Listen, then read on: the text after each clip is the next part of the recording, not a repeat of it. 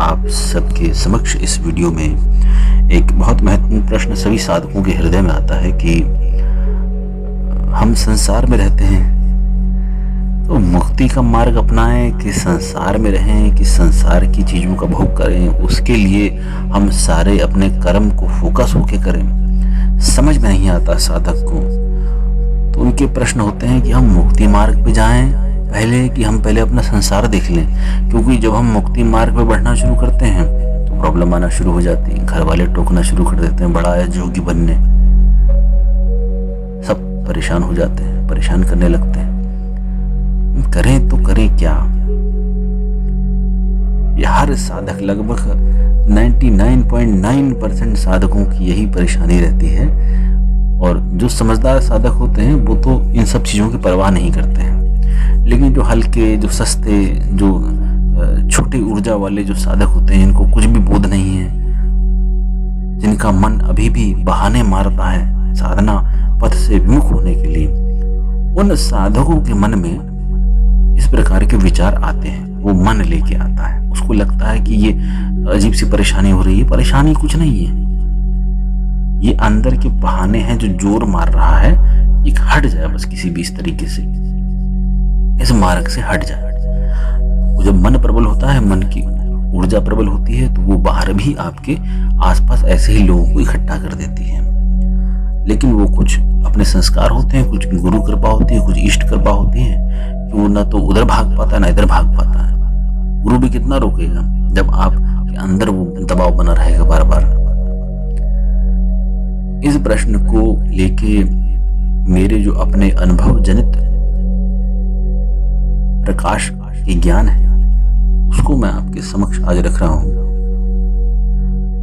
मेरा ये कहना है सभी साधकों को कि अगर आप साधना के क्षेत्र में आ गए तो आप सबसे पहले तो ये भूल जाइए कि कोई दूसरा क्या कहेगा, कोई दूसरा क्या कह रहा है, कोई दूसरा तो मुझे साधना ही नहीं करने दे रहा है। आप अपनी साधना पे अडिग रहो, ये बात आप गांठ बांध लो। अगर आप साधना की लाइन में हो, साधना के क्षेत्र में हो, तो आपका जो अंतिम लक्ष्य है वो मुक्ति ही है। भले ही आप कितनी ही साधनाओं में भटक लो और अटक लो, भले ही कितने आप पंथ और संप्रदायों में भटक लो, कितने ही गुरु और आश्रमों के चक्कर लगा लो, अंतिम आपको वही आना है, क्योंकि रास्ते सब वहीं जा रहे हैं। बीच में आप विश्राम कर लो, बीच में भटक लो, और भटकाव एक नहीं कई जन्मों भी होता है। एक साधना को पूर्ण करने हेतु साधक की जो लालसा होती है वो कई जन्म उसको भटकाती है। और फिर जब उस साधना के बाद भी उसको ये लगता है कि कहीं असंतोष है भीतर, कहीं कुछ आनंद की प्राप्ति नहीं हुई है, तब उसकी यात्रा वहां से आगे होती है। वो भी गुरु कृपा और इष्ट कृपा से ही होती है। ऐसे स्वतः बोध आना बहुत विरलों का कार्य है। हम जब भी साधना लाइन को चुने तो सबसे पहले ये दिमाग से निकाल दें कि ये संसार हमारा है, दोनों तरफ रह के नहीं चला जा सकता है। ये मैं हर बार साधकों को बताता हूं, दोनों तरफ रह के आप चल ही नहीं सकते। आप कहीं नहीं जाएंगे, आपकी कहीं यात्रा नहीं होगी। आपको अगर पैसे कमाने हैं, जिम्मेदारी आपको महसूस हो रही है, तो प्रभु आप एक जो फॉर्मेलिटी, जो संसारिक के जीवन में फॉर्मेलिटी वाली पूजा होती है, आप सिर्फ वहीं तक सीमित रहो। अगर आपके भीतर पैसा कमाने की बहुत ज्यादा इच्छा है कि पहले मेरे पास 10-20 करोड़ रुपए हो जाए, मेरे बच्चे सब सेट हो जाए, मेरे मकान सेट हो जाए, मेरी बीवी सेट हो जाए, मैं सेट हो जाऊं, कुछ भी सेट हो जाए, उसके बाद फिर मैं करूँ। मेरा हाथ जोड़ के निवेदन है, पहले साधना मार्ग छोड़ दो, पहले हाड़ तोड़ मेहनत कर लो, पैसा कमा लो। और पैसा कभी भी पूरा नहीं पड़ता, ये आप जान लीजिएगा, किसी को पूरा नहीं पड़ता। आप अपने उदाहरण से भी देख लेंगे तो आपको अपने उदाहरण से भी पता चल जाएगा, और दूसरों के लिए भी उदाहरण से देख लेंगे। जो बड़ी बड़ी कंपनियों के मालिक लोग हैं, उनसे भी आपको उदाहरण मिल जाएगा। तो ज्ञानी कौन है? जो अपने अनुभवों से सीखता हुआ चले। और महाज्ञानी कौन है? जो अपने अपने अनुभव से तो सीखे ही, दूसरों के अनुभव से भी सीखता हुआ चले। ठीक है, तो हमें कभी भी ये नहीं सोचना है कि हम पहले पैसा कमा लें, पहले सांसारिक जिम्मेदारियों को पूरा कर लें। क्या आप हो कौन? कौन हुआ जो अपनी सांसारिक जिम्मेदारियों को पूरा करोगे? बहुत बड़े हो गए हो। आए थे जरा सा जीव बन के, इतनी किसने जिम्मेदारियां बताई आप? बेटा पैदा हुए, अब ये जिम्मेदारियां तुम्हारी। थोड़ा सा बुद्धि को, थोड़ा सा चेतना को विस्तार दो। भेजने वाला वो परमात्मा है, जिम्मेदारियां उठाने वाला वो परमात्मा है। आप और हम कौन है? आपके माता पिता कौन है? आप कौन है? आपके पड़ोसी कौन है? आपके रिश्तेदार कौन है? और बहुत बड़े हो गए हैं। जीवन की दो मुख्य घटनाएं, सबसे मुख्य घटनाएं जीवन की, एक जन्म, एक मृत्यु। जन्म आपके हाथ में नहीं, मृत्यु आपके हाथ में नहीं। जीवन की जो सबसे बड़ी घटनाएं हैं वो आपके हाथ में नहीं है, वो किसी बड़े से बड़े ज्योतिषी के हाथ में नहीं। उसका एक निश्चित है, वो होना है तो होगा, और उसी समय होगा। तो जो जीवन की शुरुआत की सबसे बड़ी घटना और जीवन के अंत की सबसे बड़ी घटना, उसमें आप कुछ नहीं कर सकते हो, उसमें आप असमर्थ हो। और ईश्वर ने आपको बल दे दिया, ऊर्जा दे दी, थोड़ा सा सोचने विचारने की क्षमता दे दी, एक लपलपाती हुई जीभ दे दी, दांत दे दिए कि ठोकर मार मार के चिल्लाओ, बोलो, मंत्र जाप करो, मैं करो। आप बड़े समझदार हो गए, मेरी जिम्मेदारियां हैं, मुझे अभी ऐसा कमाना है, मुझे पैसा कमाना है, मुझे इज्जत कमानी है, मुझे वहां का बड़ा नेता बनना है। कहां से ये आपके अंदर आ रहा है कि आप बहुत जिम्मेदार हैं, आपके पास बहुत ज्यादा जिम्मेदारियां हैं? इस जगत में कौन व्यक्ति ऐसा है जिसके ऊपर जिम्मेदारियां नहीं है? सबके ऊपर जिम्मेदारियां हैं।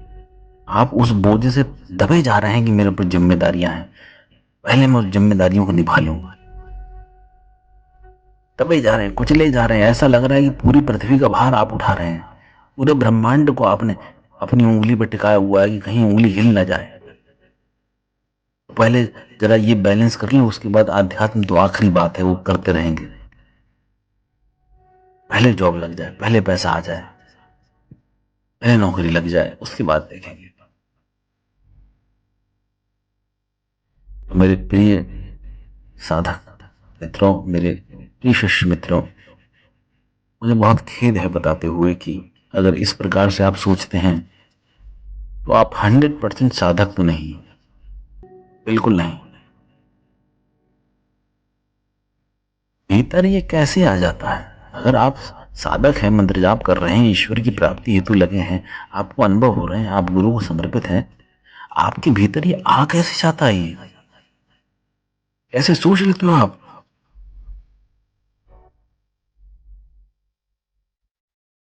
इसको थोड़ा सा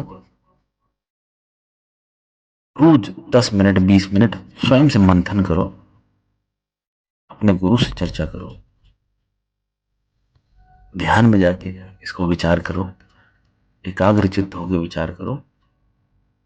हो कौन जो डिसाइड कर लोगे? तुम्हारा डिसाइड किया हुआ कभी तुम्हारे साथ हमेशा हुआ है?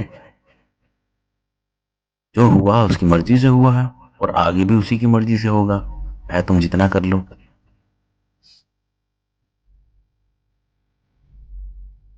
तो जब साधना लाइन में हो तो सिर्फ बहो। मैं ये नहीं कह रहा हूं कि हाथ पैर छोड़ के, सब काम काज छोड़ के बस राम राम राम राम जपो। संसार में हो, अपना कर्म करो। आपको कर्म करने से कोई नहीं रोक रहा है, कोई गुरु नहीं रोक रहा है।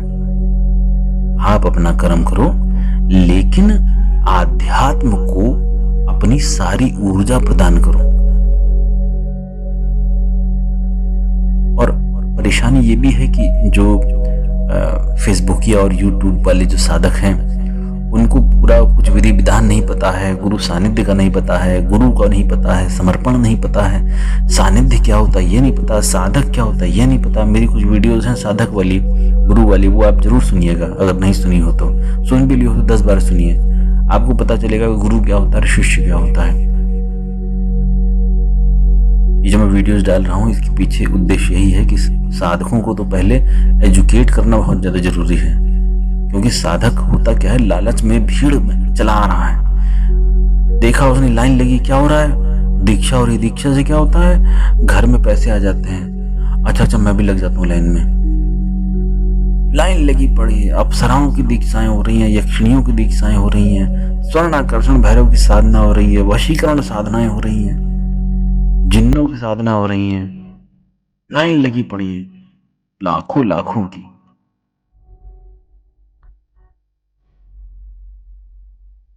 कम से कम इतनी बुद्धि रखो कि इस भारतवर्ष में इतने सारे लोग साधनाएं कर रहे हैं, दुनिया का सबसे अमीर देश ये होना चाहिए। और मेरे पास जितने फोन आते हैं सब वही, इतनी पूजा करते हैं गुरुजी, और सारा मकान बिक गया, जमीन बिक गई, पैसे लूट गए, बर्बाद हो गए, रिश्तेदारों ने बर्बाद कर दिया। पूजा बहुत करते हैं। अरे तो पूजा बहुत करते हैं क्या इसके लिए करते थे क्या, कि लूटे ना, बर्बाद ना हो? पूजा, उपासना, ध्यान, ये ईश्वर की भक्ति का मार्ग है। कहां पड़ गए तुम? क्यों पड़ गए? पैसे के लिए, कुर्सी के लिए? अरे उसकी भक्ति करो, उसकी स्तुति गाओ। कौन रोक रहा है? कोई नहीं रोक रहा है। अलग अलग मार्ग है, तंत्र मार्ग अलग है, भक्ति मार्ग अलग है। भक्ति करो, जरूरी है तंत्र में घुसो।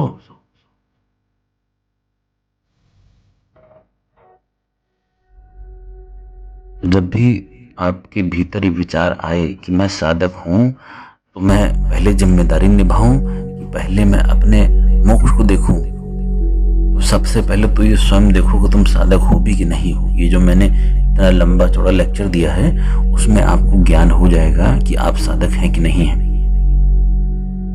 अगर आपके भीतर से संसार एकदम साइड है और आध्यात्म मुख्य है,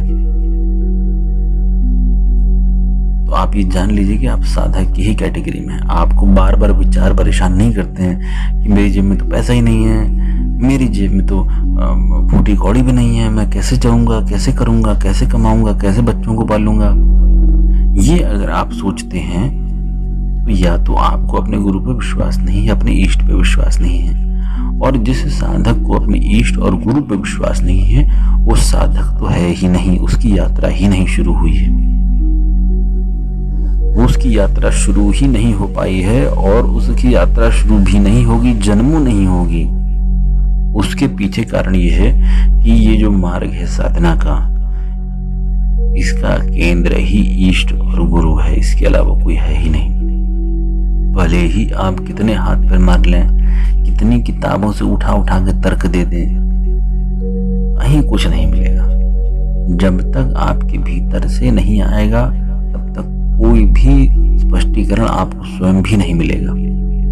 तो सबसे पहले ये आप खुद से विचार करके, खुद से निर्णय लेके, भीड़ को ना देख के अपने भीतर की आवाज सुने कि वाकई में साधक हूं कि नहीं हूं, कि लालच में घुस गया।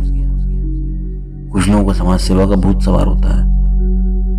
समाज सेवा का भूत जो सवार होता है वो भी बहुत गहरे में जाके देखेगा तो वो भी कहीं ना कहीं कुछ होने की अवस्था को प्राप्त होना है।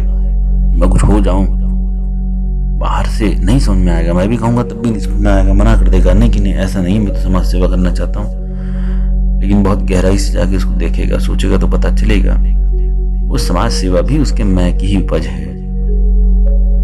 ये पैसा तो सबको चाहिए, पैसा किसको नहीं चाहिए, लेकिन पैसे के लिए साधना करना ये बड़ा अनैतिक सा लगता है मुझे। पैसे की साधना होती है, यक्षिणी के बारे में बहुत कुछ बोला हुआ, लोगों को अनुभव होते हैं, मैं भी अपने साधकों को कराता हूँ, लेकिन हर किसी के पास अंबार होने लग जाता है। एक मेरे साधक हैं, उनको मैंने साधना कराई यक्षिणी की, बहुत छोटे थे उम्र में, पैसा कमाने का भाव था, पैसा कमाना है। उनको मैंने साधना कराई। साधना ऐसी थी कि एक ही बार में ही फलित होने वाली, लेकिन जब एक बार फलित नहीं हुई तो मुझसे पूछा गया उस साधक द्वारा कि ये साधना सफल क्यों नहीं हुई गुरुदेव, मैंने तो करा पूरा। तो मैंने जब उस शक्ति से पूछा कि वही साधना क्यों नहीं सफल हो रही इस व्यक्ति की, उस शक्ति ने बोला इस साधक के, इस व्यक्ति के संस्कार इतने अच्छे नहीं हैं कि इनको साधनाओं में सफलता तुरंत मिल जाए। जाप तो कर लेंगे, करोड़ों कर लेंगे, लेकिन फल कुछ नहीं मिलेगा। उनसे मैंने पूछा कि आपकी शक्ति की जो मंत्र इनको दिया गया है वो कितना अनुष्ठान करें जिससे इनको ये फल मिले। तो उन्होंने कहा 5 अनुष्ठान हमारे करवाइए तो हम इनको फल देने की स्थिति में आ सकते हैं। तो यही सीधे मैंने उनको बताया, उन्होंने 5 अनुष्ठान करने शुरू कर दिए। तो चौथा जब पूरा हुआ था तो 5वें अनुष्ठान में ही उनको बहुत सारे ऑप्शंस मिलना शुरू हो गए, बिजनेस पार्टनरशिप मिलना शुरू हो गई, बिजनेस भी करा और भी बहुत सारी चीज, पैसा वैसा कमाया उन्होंने काफी। लेकिन साधक था ना भीतर से, भीतर साधक था। जब पैसा कमाने लगा, बिजनेस में ऐसा होता नहीं कि बैठ के खाओ, बिजनेस में तो खुद लगना पड़ता है मजदूर बन के। सवेरे से लेके रात, रात से लेके सवेरे, दिन रात का कुछ पता ना चले, पैसा ही पैसा, पैसा ही पैसा। लाखों रुपए महीने के आने लगे। एक दिन अचानक से बोध हुआ कि अरे मेरी गुरु से बहुत दिनों से बात नहीं हुई, अरे मैं ये क्या कर रहा हूं। मैं निकला था साधना करने और कमाने लगा पैसे। तुरंत 1 सेकंड भी नहीं लगा उनको वो बोध आने में, और उसी समय उन्होंने सारी पार्टनरशिप छोड़ के, जितना भी उन्होंने बिजनेस फैला लिया था 3-4 जगह, सब छोड़ दिया और कहा कि मैं तो सिर्फ आपकी सेवा में रहूंगा, मैं आपकी साधना में रहूंगा और मुझे कुछ नहीं चाहिए। आज भी वो सेवा में ही रहते हैं, बाकी उनको कोई मतलब नहीं रहता।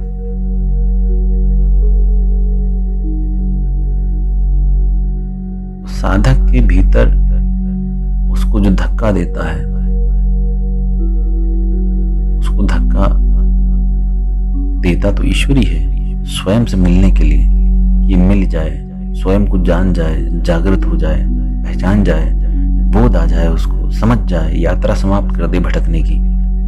लेकिन उसके साथ साथ ही जब वो धक्का आता है, तो धक्का जब पड़ता है वो पड़ता है मन पे, क्योंकि मन की बैरिकेडिंग है। मन के पार आप जाके उसकी सत्यता को नहीं देख पाए हैं। आपका जो धक्का आता है परमात्मा का, ऊर्जा का, वो उस मन के माध्यम से डाइल्यूट हो जाता है, क्योंकि मन का पर्दा है। और मन कहाँ फंसा है? इंद्रियों में फंसा हुआ है, वासनाओं और लालच में फंसा हुआ है। समझदार बहुत है कि पुण्य कर्म भी करना है, गुरु जी की सेवा भी करनी है, सब कुछ करना है, साधना भी करनी है, बहुत बड़ा धर्मात्मा भी बनना है, सब कुछ होना है। लेकिन पहले जरा जो मन की चीजें हैं वो कर ले, है ना। तो उसमें क्या होता है कि भीतर से आ रहा है धक्का परमात्मा का, वो भेज भी रहा है गुरु के पास, लेकिन गुरु के पास आके हाथ मांग के खड़े हो जाते हैं, गुरु जी जरा वो साधना, जरा ये साधना। अरे गुरु को नहीं पता क्या तुम्हें कौन सी साधना करानी है। लेकिन व्हाट्सएप, फेसबुक, सोशल मीडिया हर जगह फैला हुआ है, तो जैसे किताबों में है, जैसे फेसबुक में है, जैसे वो है, वैसे उनके माइंड में भरा हुआ है। आप उनको कुछ भी बताएं, आपने कुछ भी उनको ज्ञान दिया, वो इंटरप्रेट करेंगे अपने डिक्शनरी से जो उन्होंने बना रखी है, सारा कचरा पढ़ के। आपने कुछ भी बोला, फटाक से उनकी डिक्शनरी से आएगा, अच्छा अच्छा इसका मतलब ये है, अच्छा अच्छा इसका मतलब ये। वो सुनने की अवस्था को प्राप्त ही नहीं हो पाए अभी साधक, गुरु के पास बैठ के वो सुन सके। सुनना भी एक बहुत बड़ी कला है। आप गुरु के पास बैठ के सुन पाते हैं? नहीं सुन पाते हैं। गुरु जैसे ही बोलता है आप फट से अपने विचार दौड़ाने लगते हैं। ऐसा गुरु ने इसलिए बोला होगा, अच्छा गुरु जी ने उसलिए बोला होगा, ऐसा बोला होगा, वैसा बोला होगा, अच्छा मेरी तरफ तो नहीं बोल रहे हैं, बोल उससे रहे, कहीं मुझे तो नहीं सुना रहे हैं। क्योंकि वो खुद चालाक है, खुद धूर्त है, खुद पाखंडी है, वो गुरु में पाखंड देख लेता है। गुरु की बातों को सुन के बौद्धिकता के माध्यम से, मन के माध्यम से अपनी अपनी वासनाओं को आगे बल देता हुआ गुरु की बात का उल्टा मतलब निकालते हुए आगे चला जाता है, और वो फिर पथभ्रष्ट होता है। फिर कहीं रहता थोड़ा ना, किसी भी बहाने चाहे कुछ भी कर ले, गुरु से थोड़ा ना कुछ छुपता है। और गुरु भी फिर तमाशा देखता है कि जब तक तो मैं चलाना चाह रहा था, बेचारे को चला रहा था, अब वो खेल खेल रहा है तो खेलता रहे, वो भी खेले, हम भी खेलते हैं। वो तो खेल में सोच रहा है कि वो खेल रहा है, मजा आ रहा है उसको खेलने में, और गुरु देखता है अरे चलो तमाशा हो रहा है, हम भी देखते हैं। दोनों में अंतर ये होता है, जो साधक होता है वो उस गेम का हिस्सा होता है, उस पिक्चर का हिस्सा होता है, और गुरु जो होता है वो दर्शक होता है। दोनों में बस इतना भेद है।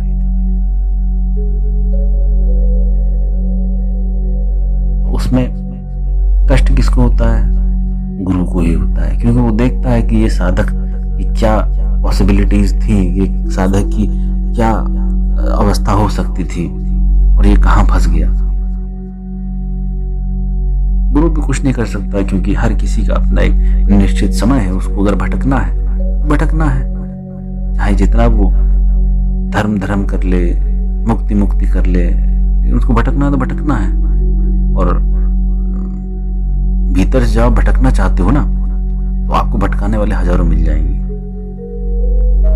अब भीतर से अगर आप पीना चाहते हो ना, तो आपको पिलाने वाले बहुत मिल जाएंगे। अगर भीतर से आप कुछ करना चाहते हो, आध्यात्म में, गुरु की सेवा में कुछ अर्पित करना चाहते हो, और आप पास गुरु ना हो, तो स्वतः ईश्वर गुरु भेज देता है।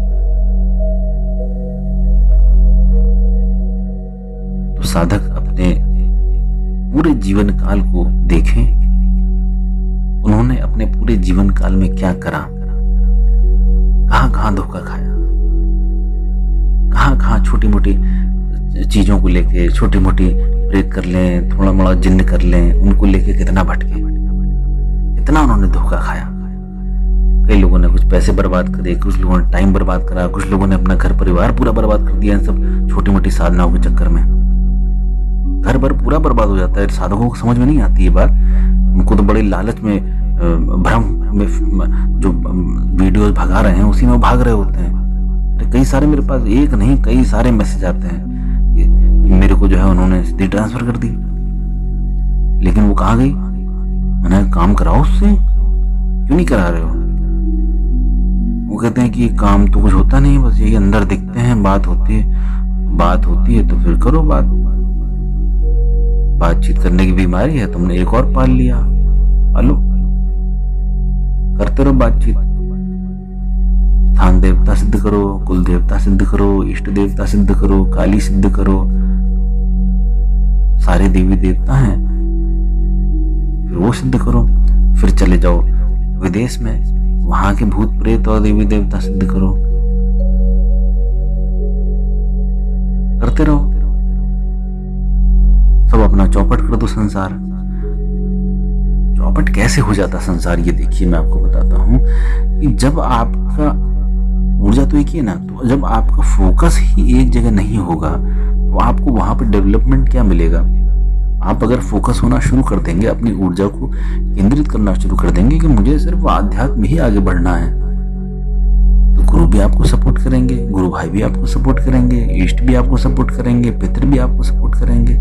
चलो ये पूरी ऊर्जा से भाग रहा है, उस तरफ इसको सपोर्ट करते हैं। अब जब गुरु भी वही देखेगा, इष्ट भी वही देखेगा, गुरु भाई भी वही देखेंगे, पितृ भी वही देखेंगे, और स्वयं भी वही देखेगा कि साला मैं कर तो रहा हूँ साधना, लेकिन भाग रहा है पैसे की तरफ मन।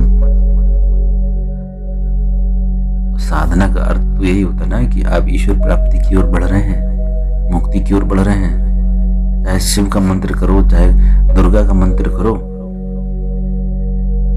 जाना तो उस अबोध अवस्था को ही प्राप्त होने को ही है ना। लेकिन लोग बड़े चालाक होते हैं, बहुत चालू होते हैं, गुरु की बात को भी बड़ा घुमा घुमा के सुनते हैं और घुमा घुमा के लपेट लपेट के गुरु को ही समझा देते हैं, जबकि होना उल्टा ये चाहिए कि गुरु जो बोल रहा है उसको आप अपने सारे जितने भी कल्पनाएं हैं, जितना भी ज्ञान है, कचरा भरा पड़ा है, उसको सब गिरा दीजिए और उसको प्रमुख रख दीजिए। फिर देखिए क्या बदलाव होता है भीतर। लेकिन ऐसा भी नहीं कर सकता क्योंकि साधक में हिम्मत नहीं है अपना ज्ञान को छोड़ने की, जो उसको ज्ञान, क्योंकि वो चीज उसके पास है ना। गुरु क्या है? गुरु तो आज है कल नहीं है। अपना ज्ञान तो अंदर हमने इतने मेहनत करके, किताबें पढ़ पढ़ के, यूट्यूब चाट चाट के हमने सब अंदर घुसड़ा है, कैसे हम जाने दें? यही तो हमारा प्रोटीन, विटामिन, मिनरल्स हैं सारे, जिसके आधार पर हम खड़े होकर किसी से भी बकवास कर सकते हैं, किसी से भी तर्क कर सकते हैं और मैं को चौड़ा कर सकते हैं।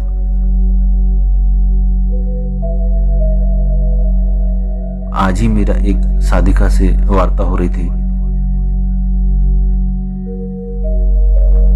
तो मैं तो सामान्य सी बात कर रहा था उनसे, बड़े मजाक के स्वर में बात हो रही थी। वो आक्रोशित हो गई। मैंने कहा आप इस समय हमेशा जो है अस्त्र शस्त्र लेके मत चढ़ा करिए, एक सामान्य बात हो रही थी। नहीं, वो हमारे जो महादेव है वो अस्त्र लिए हुए है ना, शस्त्र लिए हुए, अस्त्र से लिए हुए रहते हैं, तो हमारा भी वैसे ही सिस्टम है। अब उन मूर्खों को ये नहीं पता है कि ये जो त्रिशूल है ये हाथ में त्रिशूल नहीं है। ये जो त्रिशूल के ऊपर जो ओम जैसा बना हुआ है, जो त्रिपुंड जैसा 3 लाइनें बनी हुई हैं, ये सांकेतिक है। इड़ा पिंगला सुषुम्ना के बारे में ये दिखाया हुआ है। लेकिन अब कौन किसको समझाए? सब पहले से समझदार हैं, किताबें चाट चाट के, और वहां से निकलना भी नहीं चाहते। उनकी मजबूरी है, क्योंकि इतनी 30, 40, 50 साल अगर किसी ने निकाल दिए हो, 60 साल निकाल दिए हो किसी भी एक मान्यता को सिद्ध करने के लिए, और सिद्ध ना हो पा रही हो, तो कम से कम उसके पास ये तो बहाना है कि मैंने पढ़ा हुआ है ऐसे। क्योंकि उसको प्रूफ करने के लिए तो बल लगेगा, तपोबल लगेगा, गुरु सानिध्य चाहिए, इष्ट सानिध्य चाहिए, तपस्या करनी पड़ेगी। वो सब तो हो नहीं सकती है, क्योंकि हमारे पास बहानों का बैग भी तो लेके चल रहे हैं ना, जिम्मेदारियां, कर्तव्य। जो सबसे बड़ी जिम्मेदारी है अपने को जानने की, जिसको मरते टाइम रोते हुए वो जाता है, अरे ये तो सब छूट गया, सब छूट रहा है, असली चीज तो यही थी, असली चीज तो उसी समय कर लेनी चाहिए थी, दुनिया को बोलने देते। फिर मरते टाइम क्या होता? वही प्रेत योनि, पशु योनि, नहीं तो फिर मनुष्य योनि, फिर भटको, फिर जिम्मेदारियां लो, करते रहो। ऐसे मुक्ति नहीं मिलती है। बहुत बहुत बिरलों को मिलती है, बहुत बिरलों को। कोई मंत्र जाप से, कोई आंसू बहाने से, कोई भक्ति से कुछ नहीं। जब तक आपके मन की मृत्यु नहीं हुई है, जब तक आपका मन से ध्यान, ध्यान से समाधि, और समाधि के पार जब मन की मृत्यु नहीं घटित हुई है, तब तक संभावनाएं 0 हैं। आप ये मान के चलिएगा 100% संभावनाएं 0। आपकी यात्रा कहीं नहीं है। जब तक मन की मृत्यु नहीं हुई है, आपकी यात्रा कहीं शुरू ही नहीं हुई। क्योंकि समाधि की अवस्था तक भी आप होते हो, ध्यान में तो होते ही होते हो। समाधि की जो अंतिम अवस्थाएं हैं, उस तक भी आपको भान होता है। ये शक्तियों के दर्शन होना ध्यान में और समाधि में होना, ये सारी चीजें, तो ये सब बहुत शुरुआती चीजें हैं। जब मन के पार आप चले जाते हैं तो आप नहीं होते हैं, बिल्कुल नहीं होते हैं।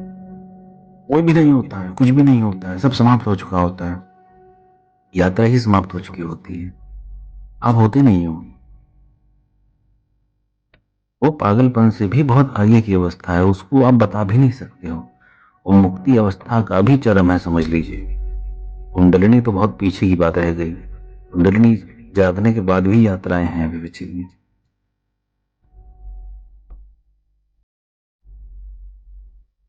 कुंडलिनी जागने से तो रहस्य उद्घाटन हो गया और पता चल गया, और दूसरों को बताएंगे। लेकिन ऐसी अवस्था जब आप बताने लायक ना बचो, तो मुझसे पूछता है बताइए, मैं क्या बताऊं? कुछ तो बताइए। तो यही बकवास बताऊं जो बता रहा हूं, जो गलतियां करते हो वो मत करो, तभी तो मिलेगा। अब वो गलतियां लोगों को अपनी समझ में आती नहीं है, क्योंकि अपनी गलतियों से बड़ा प्रेम होता है।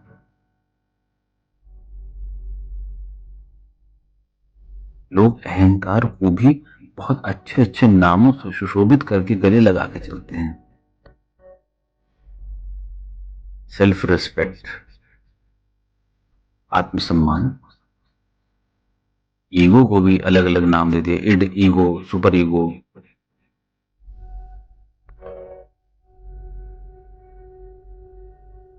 फिर वो किसी के बस की बात नहीं है इतनी आसानी से समर्पित हो जाना। वो साधक सिर्फ रोना जानता है और समय बर्बाद करना जानता है। रो इसलिए रहा है क्योंकि वो असमर्थ है उस चीज को करने में, कि उसमें बल लगेगा, उसमें मैं मरेगा, मैं मार नहीं सकता है। कैसे हम आगे बढ़े? प्रिय साधक,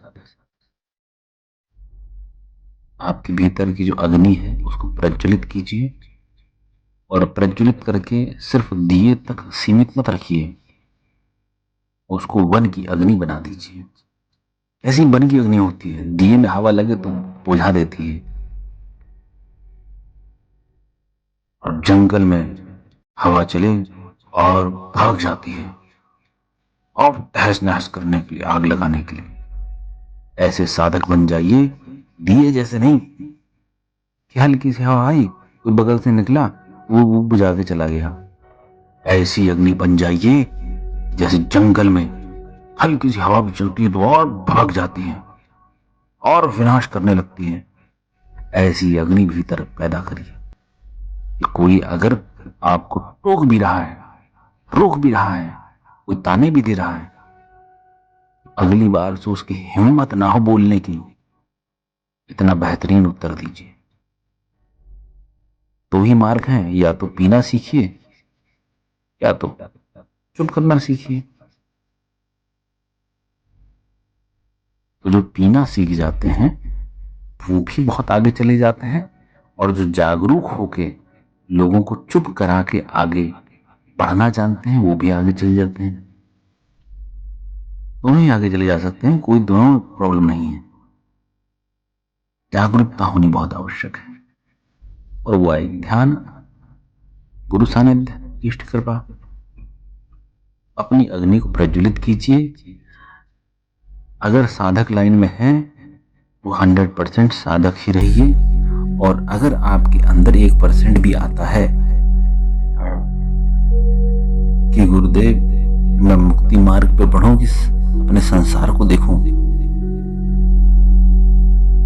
तो आपसे विनम्र निवेदन है अपने गुरु से इसको चर्चा करते रहें, साझा करते रहें, गुरु से मार्गदर्शन लेते रहें बीच बीच में इस बारे में, क्योंकि आपके पास इतना बल नहीं है, आपके पास इतनी बुद्धि और क्षमता नहीं है कि आप अपने आप को भटकने से रुका सकें।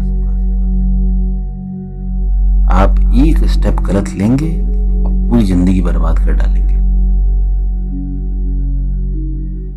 कुछ लोग मेरे पास जैसे 30 40 50 साल के भी आते हैं, 60 साल के भी आते हैं। अब 60 साल में आके वो दीक्षा लेते हैं, उनकी समझ में आ गया ना सारी बात, सारी कहानी समझ में आ गई।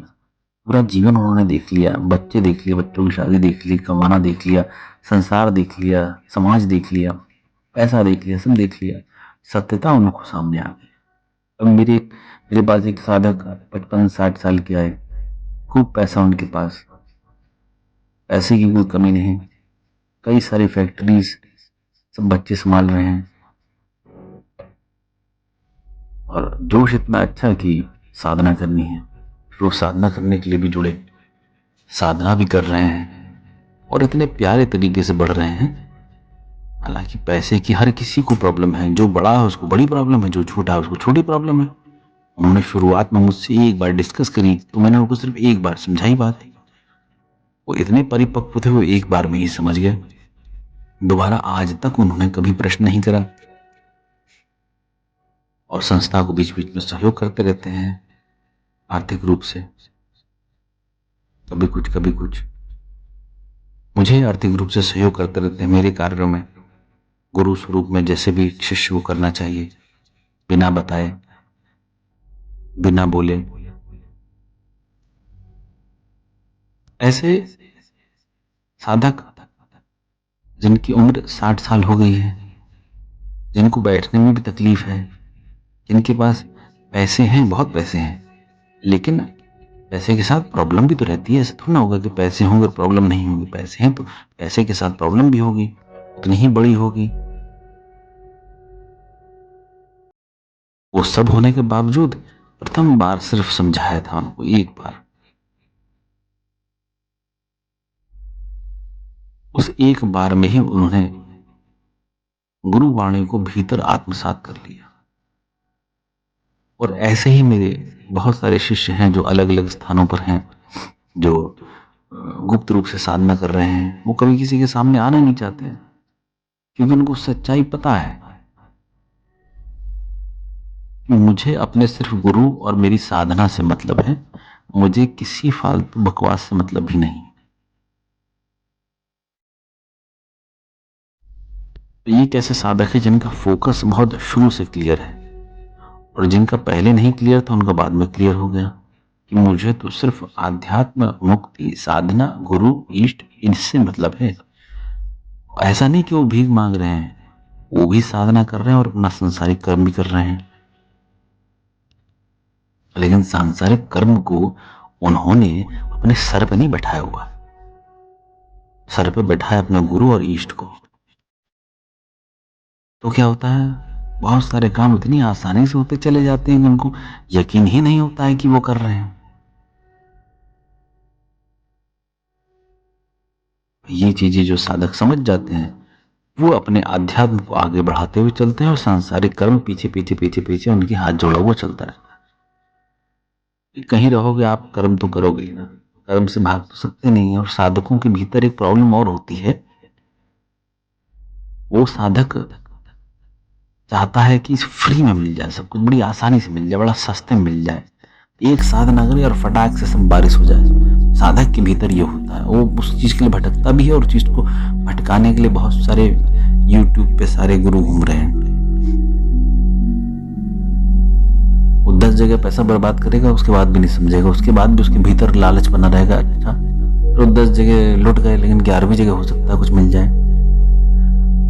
लेकिन सही चीज जो बता रहा होगा वो नहीं सुनेगा, वो उसमें उसको लालच दिखाई देगा। अरे चलो ये सही चीज बता रहा है, लेकिन कम से कम यही दे दे हमें,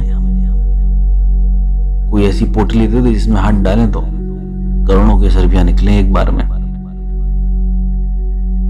और ये सब सारी कहानियों में होता है। कहानियों में भी बना बना के डाल सकता हूँ, लेकिन मैं डालता नहीं, क्योंकि ऑलरेडी बहुत लोगों ने भटकाया हुआ है। मैं भी इसमें क्यों आहुति दूं साधकों को भटका भटका के। रियलिटी है वही बताता हूँ, किसी की समझ में आए तो ठीक, किसी की समझ में आए तो ठीक।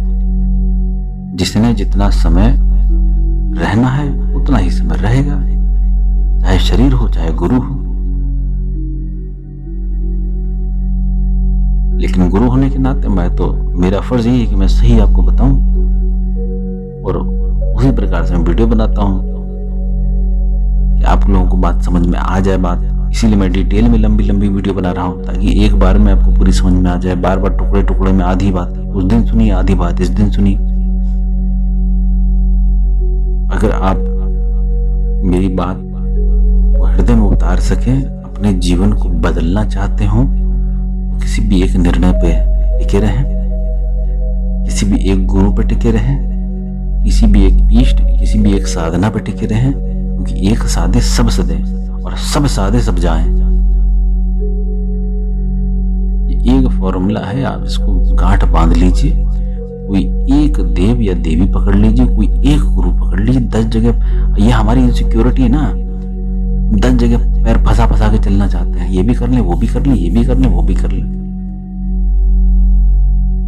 अपना तो मरता ही मरता है, गुरु के साथ और चालाकी करके और अपने पैर खड्डे में डालता है। गुरु से आप चालाकी कर नहीं सकते, गुरु को पता रहता है सारी चीजें। चाहे आप जितना लपेट लपेट के बोलो, जितना घुमा घुमा के बोलो, बस वो देखता रहता पिक्चर। ठीक है, मेरे लिए तो पिक्चर इंपॉर्टेंट है। देखते हैं क्लाइमेक्स क्या होता है। तो क्या होता है क्लाइमेक्स? पिक्चर खत्म होती है, यही तो होता है। अगर आप लोग अपना भला चाहते हो, इस बात को गांठ बांध लें। ये जो ट्रांसफर ले लिया, और पहले एक हमारे मित्र ने शुरू करा, वो हजारों लोग ट्रांसफर कर रहे हैं पता नहीं कहां कहां से, और सब लूट रहे हैं। फिर ट्रांसफर हो रहा है, अब क्या हो रहा है कि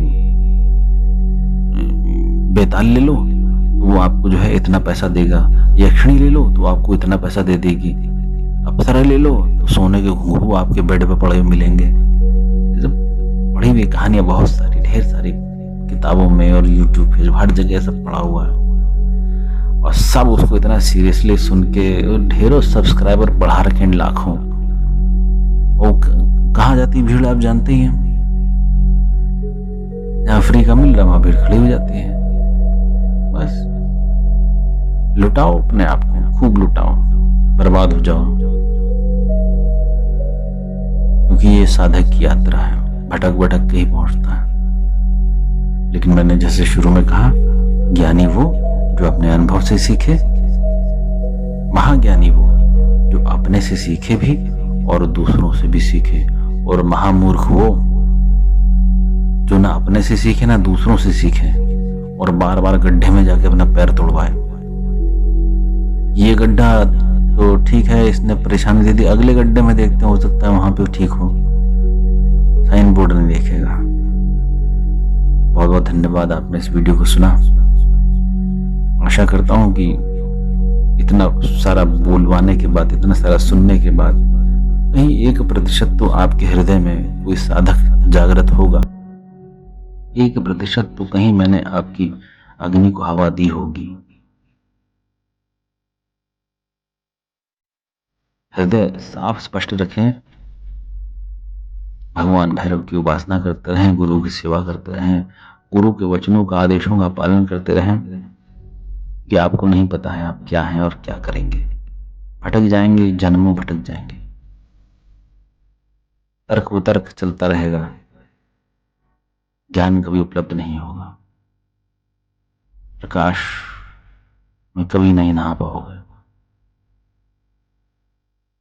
अब चाहे उसे शिव कह लो, चाहे दुर्गा कह लो, चाहे काली कह लो,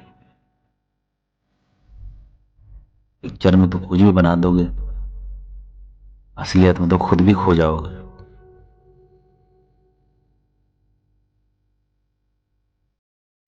भगवान भैरव आप सभी को सुख, समृद्धि, शांति प्रदान करें। आप सभी देखने वालों से प्रार्थना है, इस वीडियो को सभी साधकों तक साझा करें, उनको ये विवेक, ये बोध जागृत कराने में मदद करें, उनकी सहायता करें कि ये जो भटक रहे हैं वो रास्ता नहीं है, रास्ता कुछ और है।